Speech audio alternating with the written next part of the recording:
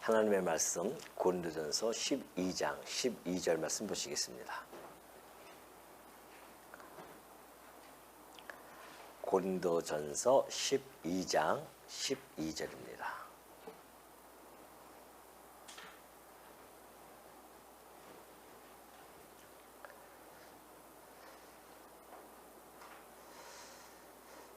몸은 하나인데 많은 지체가 있고 몸의 지체가 많으나 한 몸인과 같이 그리스도도 그러하니라.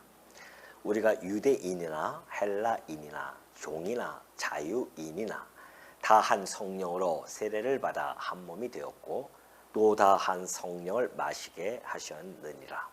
몸은 한 지체뿐만 아니요 여럿이니 만일 발이 이르되 나는 손이 아니니 몸에 붙지 아니하였다 할지라도 이로써 몸에 붙지 아니한 것이 아니요 또 귀가 이르되 나는 눈이 아니니 몸에 붙지 아니하였다 할지라도 이로써 몸에 붙지 아니한 것이 아니니 만일 온몸이 눈이면 듣는 곳은 어디며 온몸이 듣는 곳이면 냄새 맡는 곳은 어디냐. 그러나 이제 하나님이 그 원하시는 대로 지체를 각각 몸에 두셨으니 만일 다 한 지체뿐이면 몸은 어디냐.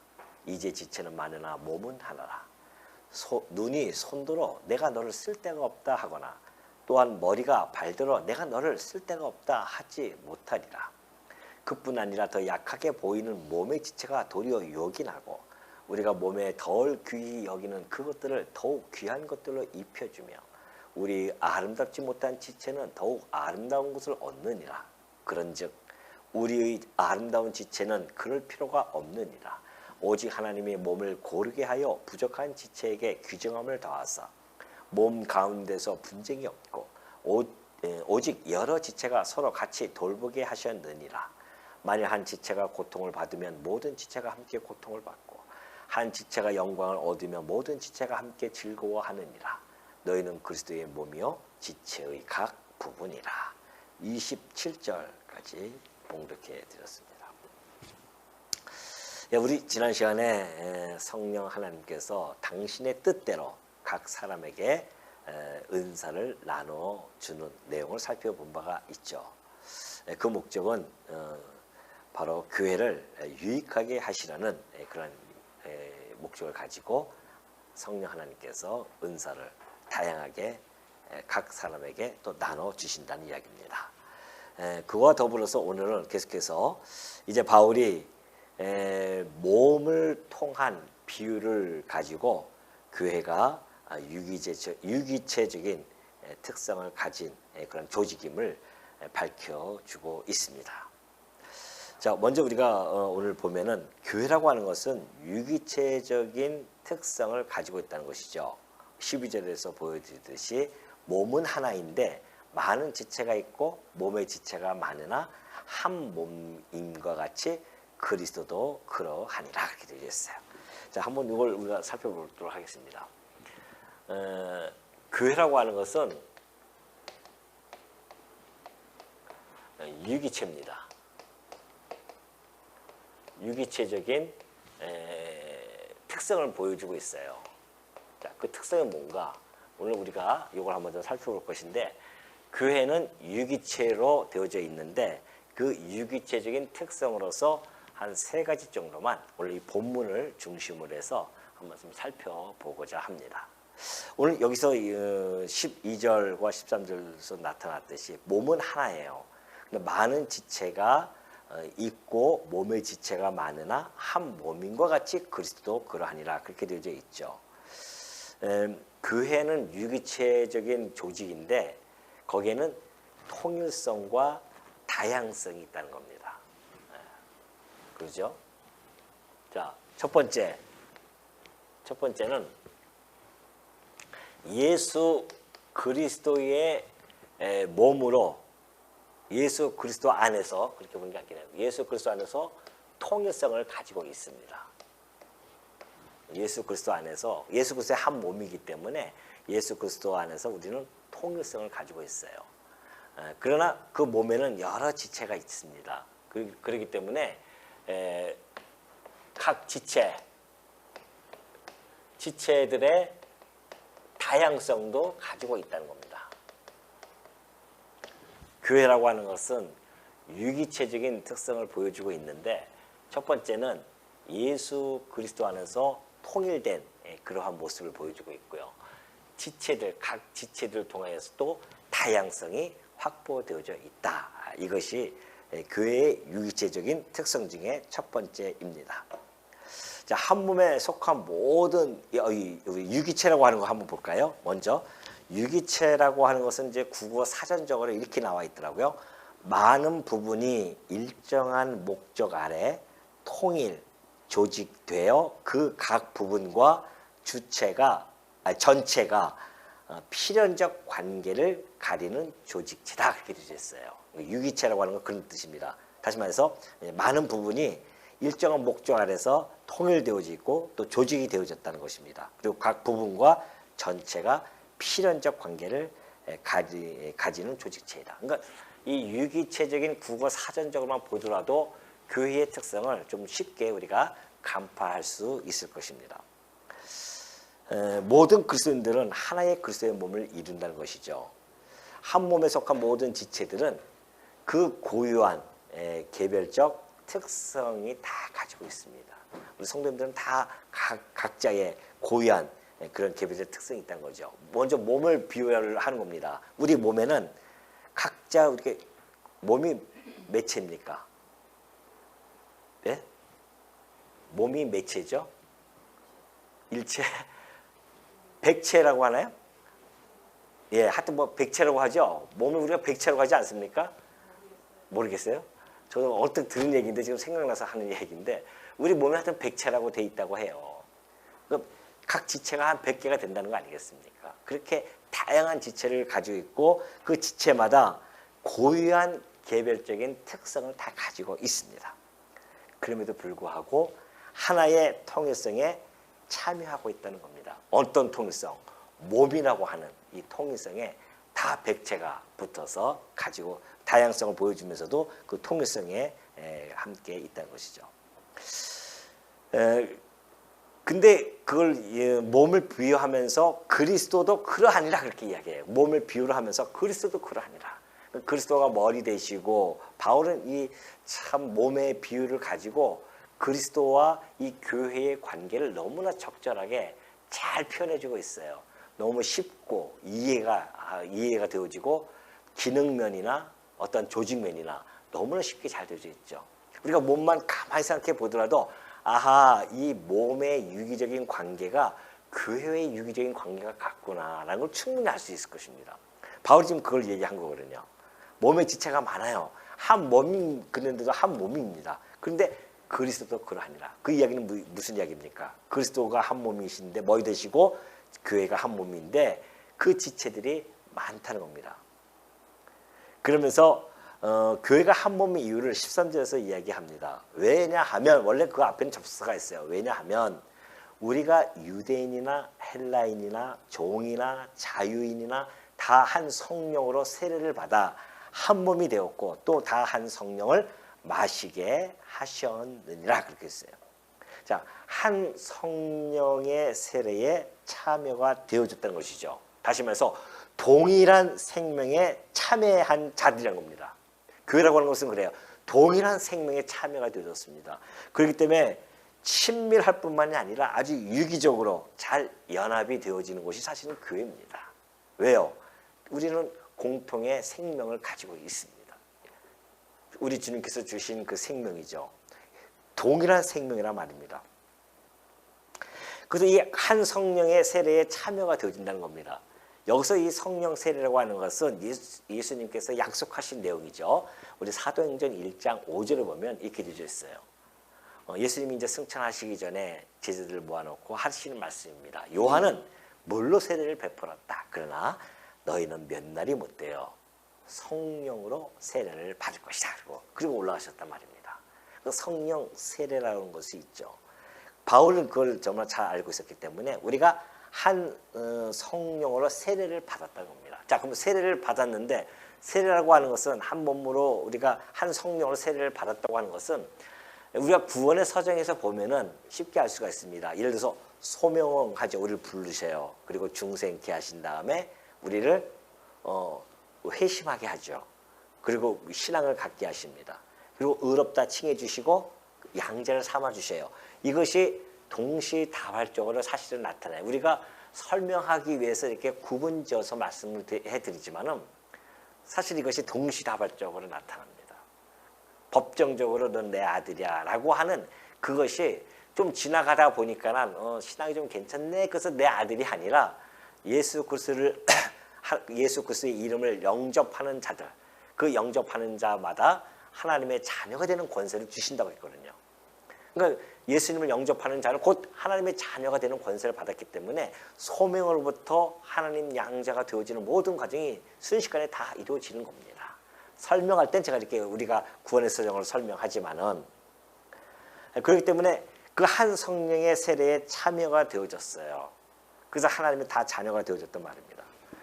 근데 그 한 성령의 참여가 되어질 때는 혈통적인 어떠한 대립뿐만이 아니라 어떠한 신분에 대한 차별 이런 것들이 아무 문제가 되지 않는다는 겁니다. 바로 그 13절이 그 이야기예요. 뭐라고 되어 있습니까? 유대인이나 헬라인이나. 이건 뭐예요? 혈통 아닙니까? 이 성령의 역사라고 하는 것은 모든 대립으로 인한 이 갈등, 유대인과 이방인들의 갈등은 대단했었습니다. 근데 하나님께서 화평의 메시지를 가지고 온 복음이 유대인들과 이방인들을 어떻게 해요? 한 세 사람으로 만들어버리는 놀라운 역사가 벌어집니다. 이방인과 유대인은 원수예요. 가까워질 수가 없습니다. 그럼에도 불구하고 성령의 이 역사는요, 그 유대인들과 헬라인들을 어떻게 해요? 하나로 묶어버리는 놀라운 역사를 진행시켜 나갑니다.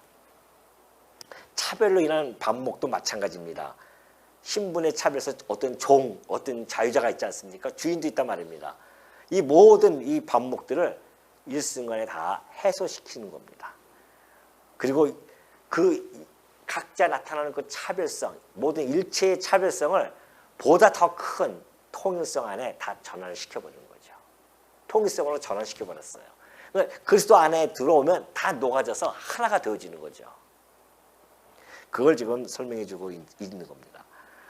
그래서 물론 그리스도 안에 들어와서 우리가 완전한 한 세 사람이 되어질 수는 없습니다. 아직 우리는 이 지상에서 살고 있잖아요. 그래서 우리가 점점 불완전한 구성원들이 다 모여졌습니다. 신분도 다르고 성별도 다르고 혈통도 다른. 그래서 불완전해요. 다 모이면은 좀 이렇게 시끄러울 수밖에 없는 그런 불완전한 조직입니다. 그럼에도 불구하고 그 불완전한 구성원들이 점차 완전을 향해서 나아가는 것. 이것이 교회예요. 교회 우리 여러분 예수 믿고 구원받았다고 해서 모여졌는데 천국 같습니까 여기가? 아니에요. 왜 그렇게 불만도 많고 불평도 있고 분쟁도 있고 분열도 있고 분립도 있고 교회마다 노회마다 그 어려움이 없는 교회가 없어요. 천국인 줄 알고 왔는데 다 실망하고 떠난 사람들도 참 사실은 많습니다. 야, 이 교회는 오면은 천국 생활 하는 줄 알았더니만 지옥 생활이야. 차라리 내가 이럴 바에는 뭐하러 내가 교회를 다녀? 그러면서 떠난 사람이 너무 많거든요. 물론 그러한 것조차도 하나님 안에서 우리가 하나의 연단의 과정인데도 불구하고 그걸 지켜내지 못하면 떠날 수밖에 없죠. 우리는 그러나 분명한 것은 불완전한 우리 구성원들이지만은 그 완전을 향해서 우리가 한 걸음씩 나아가면 틀림이 없습니다. 이것이 에베소서 4장 16절에 잘 설명이 되어져 있습니다. 그에게서 온몸이 각 마디를 통하여 예수 그리스도 아닙니까? 그리스도 안에서 온몸이 각 마디를 통하여 도움을 받는 겁니다. 그러면서 연결되고 결합이 되어서 각 지체의 분량대로 역사하여 그 몸을 자라게 하는 겁니다. 사랑 안에서 스스로 세워나가게 되어지죠. 우리가 이렇게 다 불완전한 사람들이 모였지만은 그리스도로부터 도움을 계속해서 끊임없이 받아야 됩니다. 어떻게 받아야 될까요? 말씀의 공급이겠죠. 그 말씀을 통하여 계속해서 우리가 연결되어지고 생각과 우리의 마음과 행동이 하나하나 연결되어지고 결합이 되어지는 겁니다. 각자의 생각이 다 달랐었습니다. 근데 이 그리스도 안에 들어와서 말씀으로 하나가 되어지기 시작해요. 우리의 믿는 것, 아는 것, 생각하는 것 하나 다 되어지는 것이죠. 그러니까 말씀으로 통일이 안 되어지면 교회는 분쟁이 있을 수밖에 없습니다. 그래서 교회에서 진짜 이렇게 완전히 이렇게 올인해가지고서는 이렇게 하시지 않는 분들은 사실은 여러 가지 루트를 통해서 다른 말씀들을 듣고 있는 분들이 그럴 가능성이 많습니다. 우리 목회자가 그래도 좀 부족하고 모자라지만은 그래도 하나님이 전달해 주는 세웠고 물론 너무나 그런 인본주의적인 그런 말씀을 전한다면 문제가 있지만은 그래도 말씀대로 잘 전하려고 하는 그런 마음가짐을 가지고 전하는 목회자라고 한다면 좀 부족하더라도 그 말씀을 받아들이고 거기 안에서 은혜를 받고 이런 것이 성도들이 그래서 하나가 되어지는 것은 교회가 견고하게 세워질 수 있습니다. 그러나 요즘 워낙 유명하신 목사님들이 많이 계시니까 유튜브를 통해서 이 말씀 듣고 저 말씀 듣고 하다 보면 마음이 흐트러져요. 내가 이 교회 아니면 내가 다른 교회 안 가? 다른 교회 못 가? 이런 거죠. 이런 이제 요즘은 인터넷 시대에 그런 어려움이 있습니다. 신앙생활을 정착하는 분들이 별로 없어요. 다 뜨내기처럼 왔다 갔다 하십니다. 마치 말씀을 서핑하는 것처럼 그렇게 해요. 여기 들었다, 저기 들었다, 여기 들었다 해가지고서는 그때부터 이제 판단자가 되는 겁니다. 이 말씀은 어떻고 저 말씀은 어떻고 이러면서 자기가 인터넷을 통해서 말씀을 듣잖아요. 그래서 은혜를 받으면 반드시 변화가 주어져요. 어떻게 해요? 자기가 섬기는 교회 가서 봉사로 나타나게 되어져 있습니다. 성도님들이 그걸 잘 모르더라고요. 말씀만 좋다고 들으면 끝나는 줄 알아요. 천만의 말씀입니다. 분명하게 나타나 있어요. 너희들에게 왜 목회자를 세우고 사도를 세우고 선지자를 세우고 가르치는 교사를 세웠는지 아느냐? 너희들에게 말씀을 듣고 깨달아. 어떻게 해요? 봉사의 일을 하게 하시려고. 거기까지 나가야 되는데 거기까지 안 나가요. 집에서 편안하게 이거 하고 있어요. 그런 분들은 절대 신앙적으로 자라나지 않습니다. 그것이 자기가 신앙생활을 한다고 착각하고 있어요. 아니에요. 신앙생활 하는 거 아닙니다. 아직도 그냥 엄마가 주는 이유식 정도 먹는 신앙 수준이에요. 진정한 신앙이 성장되어지는 것은 아이들이 자라나면서 왜 부딪히고 싸우고 그럽니까? 얼마나 싸워요? 아주 좀 정신이 하나도 없어요. 제가 요즘 정신이 하나도 없어가지고서는 손주들이 와가지고서는 아주 몸살이 날 정도예요. 지금 어느나 얼마 싸우는지 5살 차이 나는데도 그렇게 싸워요. 그 가운데서 치고받고 싸우면서 아이들이 잘하는구나. 성숙해져 갔겠구나. 그런 거 없이는 그게 안 된단 말이죠. 이게. 그래서 양보하는 것도 배우고 또 여러 가지 배우는 거 아니고 사회성도 배우고 그런 것이죠. 그것처럼 교회도 비록 분쟁이 있고 싸운다 할지라도 다시 말씀으로 우리가 재정립하고 또 다시 서고 이러면서 우리가 한층 성숙으로 가는 것이지, 그리고 내가 봉사를 통하여서 그것이 입증이 되어지고 그렇게 해서 우리 교회가 신앙생활이 점점 성장되어지는 것이지, 맨날 집에서 예배 드는 사람 보면 제가 뻔하니까 저도 그렇게 해봐서 알아요. 한동안 제가 전주에서 잠깐 목회를 쉴 때에 이 교회 저 교회 다니다가 들 데가 없어. 그래서 저는 인터넷을 딱 하면은 파자마 바람이로 딱 쇼파에 앉아서 딱 이렇게 하고 듣는 거예요. 먹으면서. 그러지 않은 분들도 있겠죠. 그러나 대부분이 아마 자세가 흐트러질 수밖에 없습니다. 그렇기 때문에 우리가 이러면서 그 결합돼야 돼요. 연결되고 결합돼야 됩니다. 지체끼리 서로 연결되고 결합이 돼야 돼요. 그래서 지체 분량대로 막 역사하고, 그래서 이 몸을 자라나게 하면서 사랑 안에서 스스로 세워나가는 것, 이것이 바로 우리 이 교회의 유기적인 교회의 특색이라는 것을 잘 보여주고 있습니다. 그렇기 때문에 우리가 이 영적으로 연합되어졌다고 하는 것은 동일한 신앙 고백을 하고 있잖아요. 우리 주일날 모여서 신앙 고백은 뭡니까? 우리가 신앙 고백 하잖아요. 전능하사 천지를 만드신 하나님 아버지를 내가 믿사오며. 동일한 신앙 고백을 합니다. 뿐만이 아니에요. 우리는 성도로서 함께 교제를 나누고 그 교제를 또 모든 행위를 함께 행하는 자들입니다. 그걸 통해서 우리가 영적으로 연합되어졌음을 증명하고 나타내는 것입니다. 14절에 보면 그래요. 몸은 한 지체뿐만 아니요 여럿이니 만일 발이 이르되 나는 손이 아니니 몸에 붙지 아니하였다 할지라도 이로써 몸에 붙지 아니한 것이 아니요 또 귀가 이르되 나는 눈이 아니니 몸에 붙지 아니하였다 할지라도 이로써 몸에 붙지 아니한 것이 아니니 그렇게 되어 있어요. 자, 몸은 한 지체뿐만 아니요 여럿이라고 이렇게 또 다시 한번 설명해 주죠. 몸은 하나이나 지체는 다양하다. 다시 말해서 그 교회의 이 구성 원리를 보면은 기능과 그리고 역할의 다양성을 잘 보여주고 있습니다. 교회라고 하는 것은 각자 기능과 역할이 다양해요. 목사의 기능을 가지고 있는 자, 장로의 기능을 가지고 있고 권사, 집사의 기능을 가지고 있고 또 역할도 다양합니다. 뭐 남전도의 역할이 있고 여전도의 역할이 있고 다니엘의 역할이 있고 우리 각 속회의 역할이 또 다양하죠.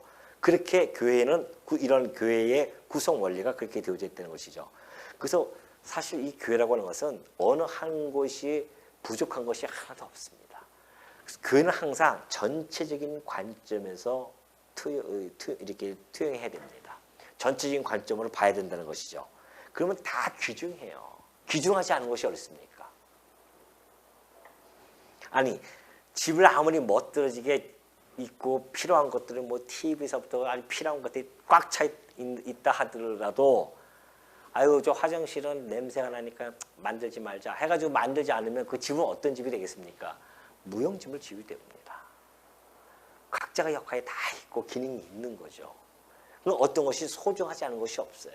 어떻게 보면 화장실이 더 우리에게는 소중한 역할을 하는 겁니다. 그런 내용을 지금 담고서는 설명해 주고 있는 거죠. 그래서 비록 연약하고 부족하게 보이는 성도라 할지라도 그리스도의 한 몸에 동참한 일원임을 인정하고 서로서로 소외시키거나 무시하지 말아야 된다는 겁니다. 뭐 우리 교회는 그런 그런 교회가 아니기 때문에 그러지만은 일반 우리가 주변에 있는 교회들 간혹 다른 교회도 그렇게 많지 않을 겁니다. 간혹 그런 것들이 있거든요. 마치 우리가 좀 세상에서 좀 괜찮게 살아요.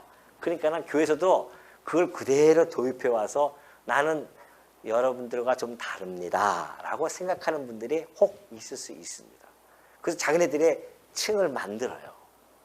층을 만들어 버립니다. 그래서 그 의사, 예를 들어서 의사는 의사들의 층을 만들어 버려요. 우리 조카가 의사잖아요. 의사인데 그러니까 저 큰 그 교회에 가서 어떻게 이제 순장이 되어졌어요. 순장이라고 하는 뭐 구역장 같은 건가 봐요. 그렇게 했는데 이 구역원들이 없어요. 그러니까는 구역원을 하나 붙여줬는데 똑같은 의사예요.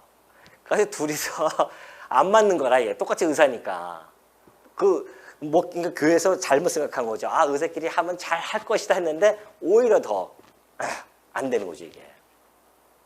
그것처럼 이게 이 교회라고 하는 것은 그렇게 해서 맺어지는 게 아니거든요. 정말 우리가 마음속으로 그리스도 안에서 회개하고 주님 앞에서 무릎 꿇고 나는 아무것도 아니로서이다 라고 하는 그 신앙적 고백 위에 우리의 신앙생활이 세워져야 되는데 여전히 우리는 세속적인 잣대가 교회 안에 들어와서 그것조차도 막 그냥 그렇게 우리의 시선을 정말 힘없고 연약한 그런 성도들을 향해서 이렇게 깔보는 식으로 그렇게 보는 경우가 없지 않아 있거든요. 그건 아주 잘못된 거죠. 교회는 그게 아닌데 꼴보기는 이제 정말 하나님께서 어떻게 해서 그를 그 죄악 구덕에서 건져내셔서 이 거룩한 교회로 불러 모아 주셨다고 하는 것, 하나님의 피값으로 사서 불러 모아진 이 거룩한 교회를 어떻게 그런 세속적인 잣대로 볼 수 있냐 말이죠. 완전히 인본주의에 똘똘 뭉친 잣대가 아니겠어요? 그렇기 때문에 여기서도 마찬가지예요. 지금 만약에 발이 이르되 나는 손이 아니니 몸에 붙지 아니하였다 할지라도 이래서 몸에 붙지 아니한 것이 아니요 귀가 이르되 나는 눈이 아니니 몸에 붙지 아니했다 할지라도 이래서 몸에 붙지 아니한 것이 아니라는 겁니다. 다시 말해서 몸에 붙지 아니하였다고 하는 것은 나는 몸에 종속된 것이 아니라 몸에서 독립된 존재야 라고 착각하고 있다는 것이죠. 예를 들어서 발이 손에 비해서 천대를 받는다고 생각하는 거예요. 그래? 그래서 나는 몸과의 이 관련성을 부정해 버립니다. 내가 이렇게 천대봐도 알았어, 나는 몸하고 난 관계없는 사람이야. 그러면서 자기의 독자적인 그러한 실체로 존재한다고 착각하는 것, 그럴 수 없다는 겁니다. 우리 몸의 각각의 지체는요, 각각의 독특한 역할과 기능이 있습니다.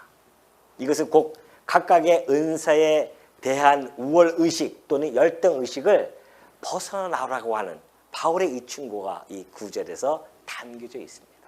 우리는 각각의 고유한 역할과 기능이 있어요. 하나님이 그걸 보여주셨단 말입니다. 발은 발대로, 손은 손대로, 눈은 눈대로, 귀는 귀대로. 그런데 자기의 역할이 좀 부족한 것 같다고 불평을 하면서 나는 교회하고 나는 상관없어. 자기 독자적인 행동을 취한다? 그거는 교회의 유기제적인 모습이 아니라는 것을 잘 보여주고 있습니다. 그렇기 때문에 불평을 하고 불평을 한다거나 이런 것들은 사실은 불합리하고 부조리한 것들의 모습이죠. 이것은 교회의 참된 사상을 파괴함을 나타내주고 있습니다. 교회의 본질은 만족의 의무가 있습니다. 교회의 본질 중에 하나예요. 만족의 의무. 우리는 늘 만족하면서 내게 주신 은사 만족해야 됩니다. 내게 주신 직분 만족해야 돼요.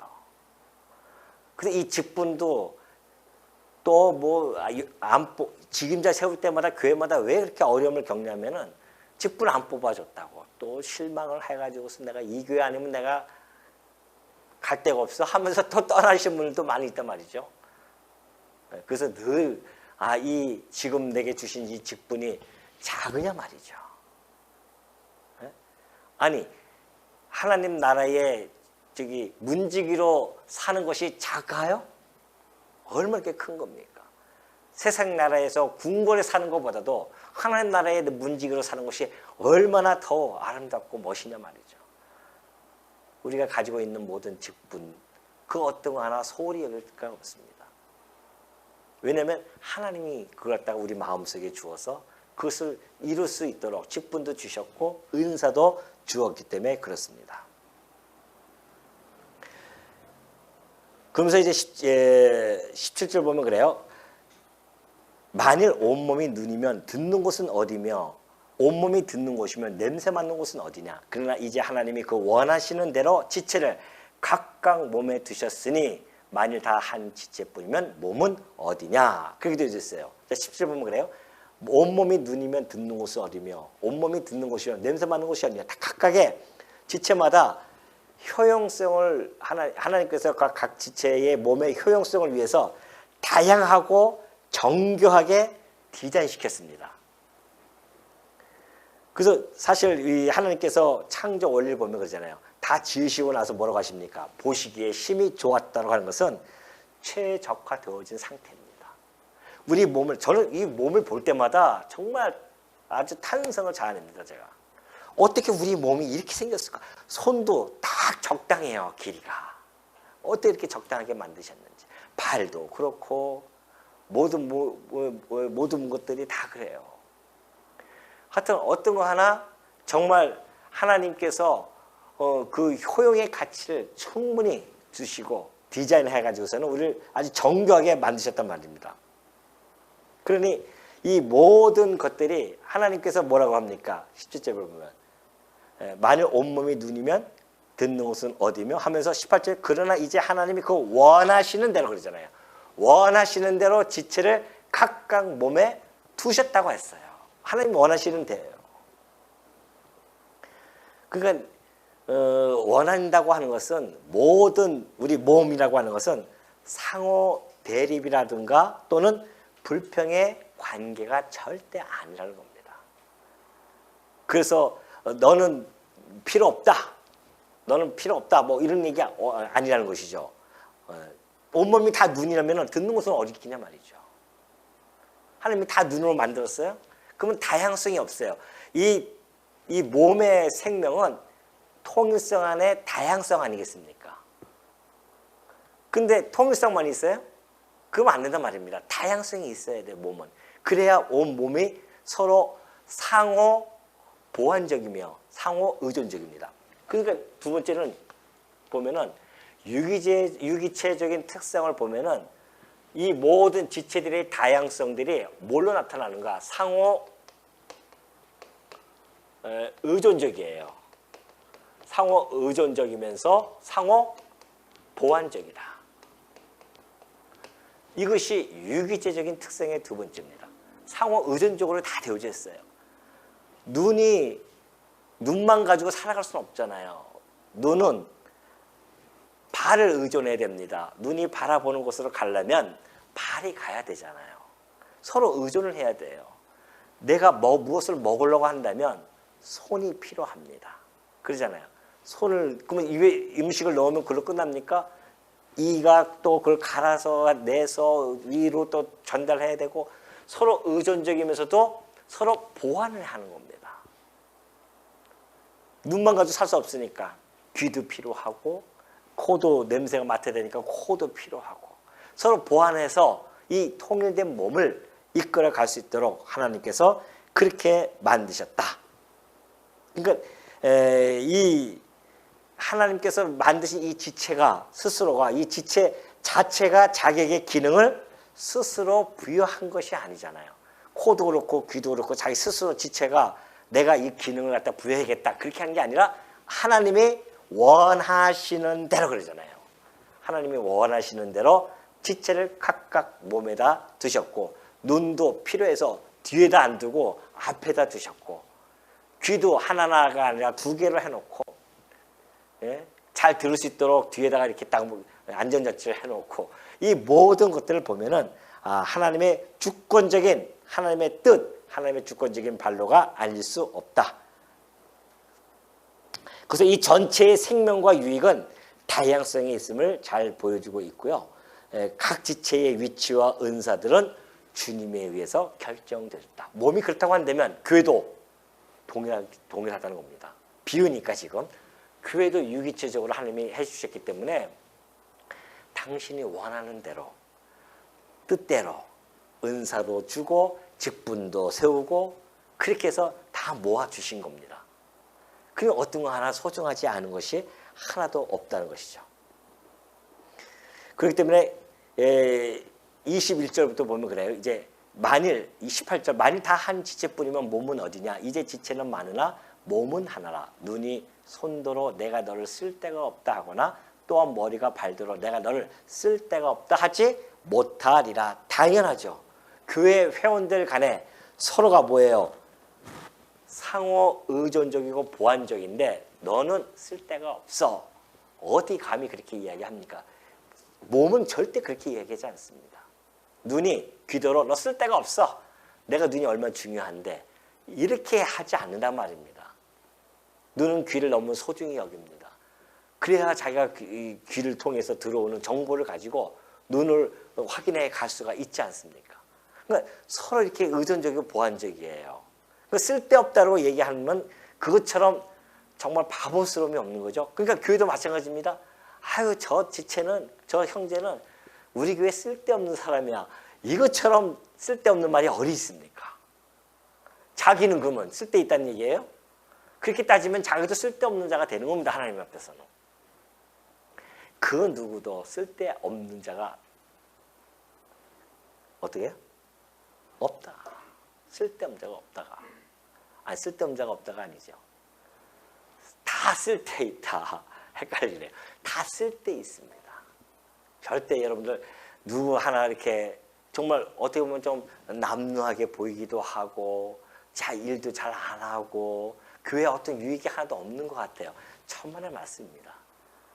하나님께서 그것도 다 귀중하게 피값으로 산 것마도 귀중한 건데 이 교회에 하나님께서 보내주셨을 때는 너무너무 소중하죠.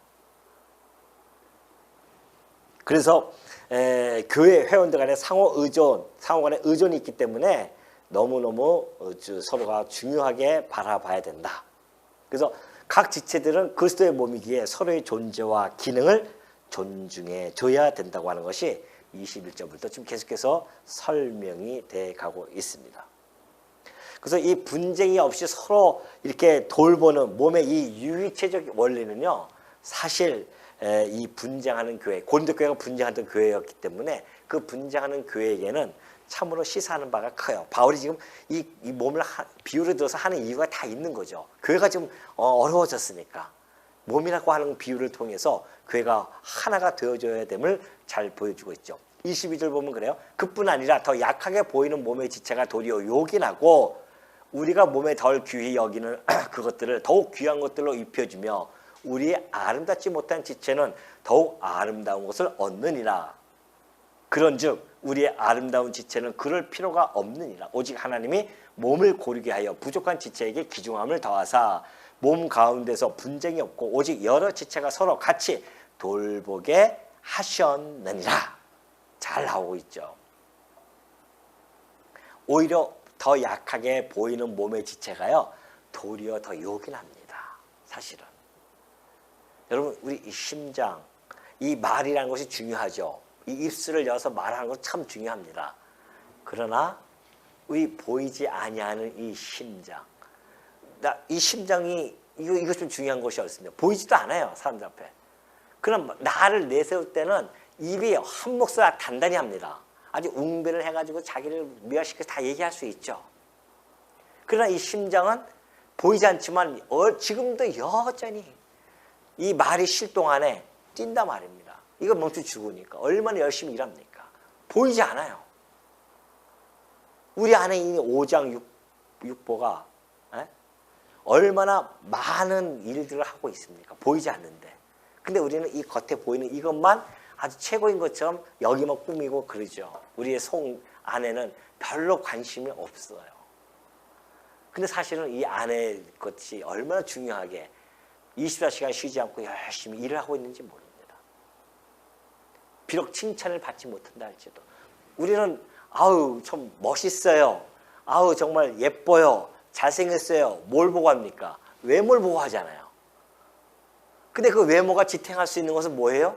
안에 있는 것들이 열심히 그렇게 움직이기 때문에 그게 되어지는 것이죠. 오히려 안 보이는 것들이 더 요긴하게 사용이 되어지는 겁니다. 예를 들어서 내가 아주 방언의 은사를 받았어요. 그래서 사람들 앞에서 막 방언 은사를 합니다. 나는 성령 받은 사람이야 하면서 방언 은사해요. 그러나 어떠한 분은 기도의 은사를 받았습니다. 그 골방에 가서 정말 교회를 위해서 기도하신 분들이 있습니다. 그 은사가 어떤 것이 더 요긴하게 잘 사용되어질까요? 기도의 은사예요. 그러니까 우리가 이 교회를 위해서 우리 권사님들의 은사가 그거 아니에요. 기도의 은사란 말입니다. 교회를 위해서 기도하고 구역원들 위해서 기도해주고 교회를 위해서 기도해주고 이 기도의 은사. 그래서 권사에서 모여서 기도회를 하시잖아요. 그게 얼마나 중요한 겁니까? 그러니까 교회를 위해서 기도하고 성도를 위해서 기도하는 거. 이 기도의 은사가 그만큼 소중한 겁니다. 보이지 않죠. 그러나 거기서 나타나는 그 놀라운 힘은 교회의 역사가 나타나는 것입니다. 그걸 지금 잘 설명해 주고 있죠. 그래서 모든 지체들을 통하여서 우리 이 공통의 이 생명을 발산시키는 겁니다. 모든 지체들이 함께 각자의 역할과 기능을 통하여서 공통의 이 생명이 있잖아요. 우리 안에 있는 진리의 생명이 발산이 되어지는 것이죠. 그래서 이 조화를 이룬 이 전체로 만드는 이 아름다움으로 만드는 것이 매우 중요하다는 겁니다. 그래서 우리의 아름다운 지체는 24절 그럴 필요가 없느니라. 오직 하나님이 몸을 고르게 하여 부족한 지체에게 귀중함을 더해요. 또 아름답지 못한 것은 또 아름답게 하나님 만드셔요. 여러분 발 같은 거 보십시오. 얼마나 또 발을 아름답게 꾸미시는지 몰라요. 막.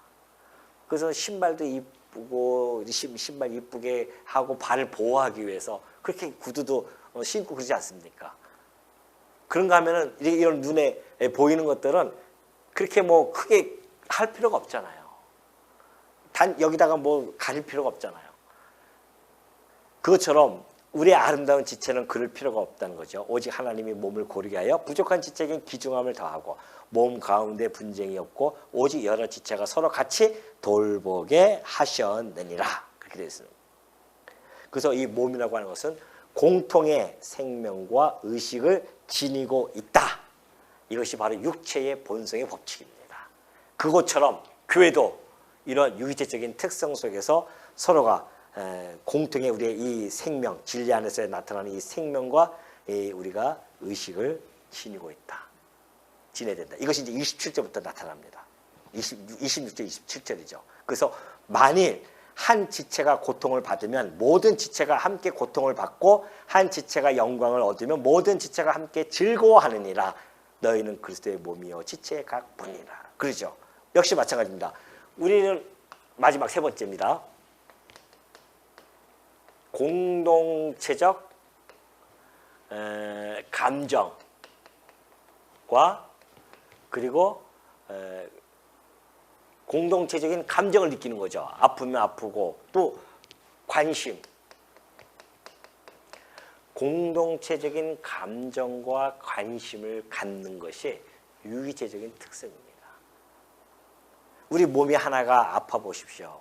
그러면 온몸이 다 아파요. 힘듭니다. 그것처럼 우리 지체가 한 지체가 만약에 고통을 받고 있으면 같이 지체가 고통을 받으면 모든 지체가 함께 고통을 받는 거예요. 만약 우리 성도님 중에 누가 힘들게 아프고 고통을 당하는데 어느 지체가 에헤라 디야 신나서 막 그렇게 하겠습니까? 그건 지체가 아니죠.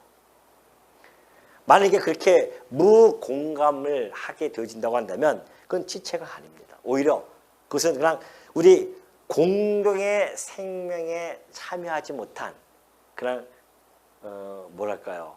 하나의 교인? 그 교인에 불과해요. 지체가 아니라 오히려 그냥 교인이죠. 그냥 왔다 갔다 하는 교인이에요. 지체라고 하는 것은 공동체적인 감정을 느끼는 겁니다. 이 지체가 영광을 받아서 기뻐하면 막 같이 기뻐하고 그 지체가 고통스러워하면 함께 고통스러워하고 그게 만약에 느껴지지 않는다고 한다면 나는 지금 이게 무공감적인 그런 상태구나. 그럼 나는 이 공동체의 이 공통적인 이 생명 안에 지금 내가 들어와 있는 것인가 의심을 해봐야 됩니다. 반드시 같은 생명을 나누고 있으면은 같이 아파야 됩니다. 같이 고통하고 같이 괴로워해야 되죠. 이러한 공통 그리고 이런 이 관심도 늘 가져야 되죠. 어떤 저 사람이 왜 오늘 저렇게 얼굴이 이렇게 힘들어 보이는가. 그래서 한번 접근해 가고 우리 뭐 속회도 그렇고 안정자치가 다 되어져 있어요. 구역장님들이 구역 오늘 보면서 오늘 좀 약간 힘드신 것 같다. 그러면 가서 커피 한 잔 이렇게 같이 나누면서 아는 사람만 맨날 가서 이해하지 말고죠. 주일 같은 데는 다양하게 교제를 해야 돼요. 우리 구역장님들은 다양하게 같은 속회만 하는 것이 아니라 때로는 구역 모임이 자주 있지 않으니까 그래서 한번 혹시 구역 얼굴도 살피고 그래서 같이 차 한잔 나누면서 살짝 긴 얘기 막 하는 게 아니라 한 5분 정도 같이 또 얘기하고 안부도 좀 물어보고 이런 관심. 속회도 마찬가지죠. 속회도 각 임원단들은 그 속회의원들을 바라보면서 또 그 안색을 살피면서 이런 공동체적인 관심을 갖는 것. 이것이 바로 교회의 유기적인 특성들이에요. 그렇기 때문에 모든 지체가 서로 도와서 한 몸을 이루듯이 교회의 구성원들도 각각의 기능과 다양한 역할로서 봉사하며 그리스도의 몸된 교회를 세워가는 것이다. 이것이 지금 27절에서 마지막으로 그렇게 설명해 주고 있는 겁니다. 너희는 그리스도의 몸이요 지체의 각 부분이다. 성도가 그리스도의 소유라고 하는 것, 이거 그리고 그리스도의 권위 아래에 있는 것을 늘 생각을 해야 됩니다. 우리는 그리스도의 소유이고 그리스도의 권세 아래 우리는 있는 자들이다. 그렇기 때문에 우리가 그의 지배를 인정하고 그의 통치 안에 있음을 인정하고 그리고 우리가 실제적으로 순복하면서 살아가는 삶.